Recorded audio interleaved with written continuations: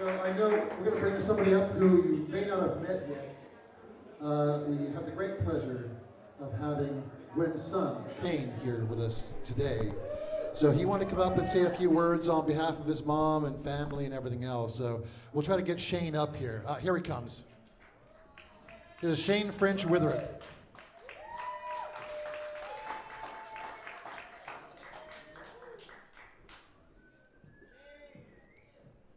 Hi.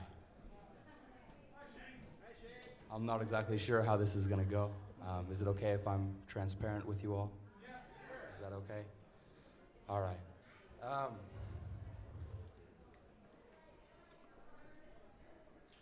My mom left a lot of things behind. You know, she left a lot of memories behind. But one thing that I think she left behind, and most of the people that she met and most of the people that she befriended was just love. And you know, love, the word love gets used a lot, you know, like I love Starbucks, I love Breaking Bad, you know, like, but that's not what love is. And I think that my mom was somebody who understood love, you know. I've had people say, you know, what do you know about love? You're 19 years old, but, you know, you don't know about love in your head. That's not where you understand love. It's not here. It's here. So I want to read something from my favorite book. I think it's a description of love, and so I think it's a description of my mother. I think it's an accurate description of her entire life. Love endures long and is patient and kind. Love never is envious nor boils over with jealousy. It is not boastful or vainglorious, does not display itself haughtily. It is not conceited, arrogant, and inflated with pride. It is not rude or unmannerly, and does not act unbecomingly. Love does not insist on its own rights or its own way, for it is not self-seeking. It is not touchy or fretful or resentful. It takes no account of the evil done to it, and it pays no attention to a suffered wrong. It does not rejoice at injustice and unrighteousness, but rejoices when right and truth prevail. Love bears up under anything and everything that comes. It is ever ready to believe the best of every person. Its hopes are fadeless under all circumstances, and it endures everything without weakening. Love never fails or becomes obsolete or comes to an end. In the few days after my mom passed, I was kind of deciding, you know, like, how do I talk about my mom? Do I say, you know, like, my mom was a great woman, my mom is a great woman, I loved my mom, I love my mom.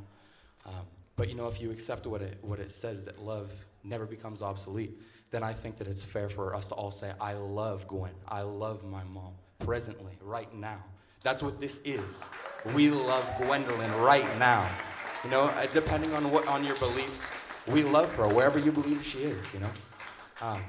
And so it's easy among even friends to kind of look back at somebody and remember times you argued, remember times they kind of did you wrong. But I don't think that's the right way. You know, people say, don't speak ill of the dead, and I always took that as kind of a superstitious sort of a phrase, but it's more of a moral guideline, I would say. And I think it's important to remember my mother correctly, to not remember her according to her shortcomings, to not remember her according to her failings, but to remember my mother according to the greatness that she had in her, to remember her according to the love and the compassion that she walked and lived out every single day of her life. She never turned a person away. I remember walking out with my mom at 6 years old, walking on Seattle, and I didn't want to go out with her because she would just stop and just talk to everybody, you know? It's like we'd be trying to get to the store so she could, like, spend whatever money she had on a toy for me, and we'd have to stop 8 times so that she could, like, you know, talk to old acquaintances or ask how somebody was doing. I'm wary to take up too much time here, but there is something that I kind of want to share that's, I think, the most accurate sort of representation of who my mother really was. There was a moment when I was visiting her in the hospital when things were getting sort of grim. You know, she's in the hospital. I don't know if you guys saw. And by the way, thank you guys for coming out. It does my heart good to see how many people loved my mother. You know, so and there's a lot. It's wonderful. But we're in the hospital, and I'm My dad came with me, and my mom and my dad, when they talk, it's just weird for me. And so I'm sitting in between them and I listen to them talk, and I'm just like, this is strange right now. It was a little bit surreal. And I don't know if you guys saw her, and I don't want to go into too much detail. I don't want to kind of romanticize, her suffering, but her legs were swollen up this big around. She had blisters on her hands, on her face, down her throat, and she was in agony in this hospital. And somehow it came around, the topic, which was one of my mom's sort of, it was a sort of a trap, sort of a snare for her throughout her lifetime, was the issue of human suffering. And I watched I watched my mother forget about herself. I watched my mother forget about the situation that she was in. And I watched my mother begin to weep. She began to weep because there are children starving, because there's other parents struggling to take care of their kids. I watched her weep because of war, and I watched her forget about herself, and I watched her weep for just the injustice of the world. And what I read there, it's from the Bible, by the way.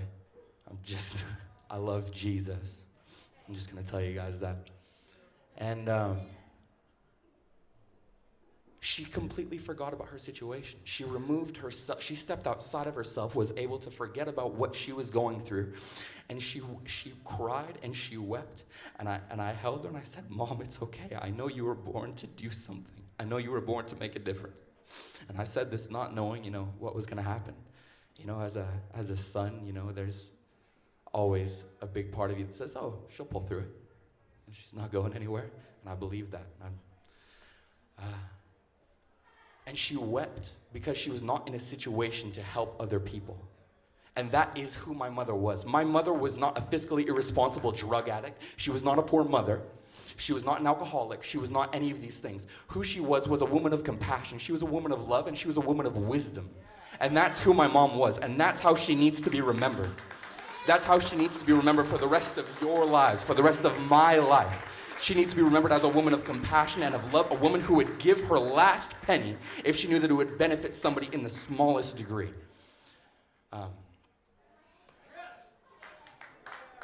I learned a lot of stuff from my mom in kind of three ways. One was through discussion. One was through her bad example. There was a picture up there that was kind of cracking me up about I'm not useless. I'm a bad example. And then the other way was just by the way she accepted everyone, by the way she hated wickedness, if you will. And that's who my mom was. She was a lover of everything that's right. She was a lover of people. She eliminated any prejudice that she felt like I had any kind of issue in my thinking. She was very quick to correct, not harshly, but just tactfully, gently, tenderly, lovingly. And I think that's likely who she was to all of you. I don't quite know how to wrap this up, but yeah, I have love for everybody here. I just want to say that. Come up to me. Don't feel like you're bugging me. I'll give you a hug. I'll say hi. Yeah, if you love my mother, give a shout.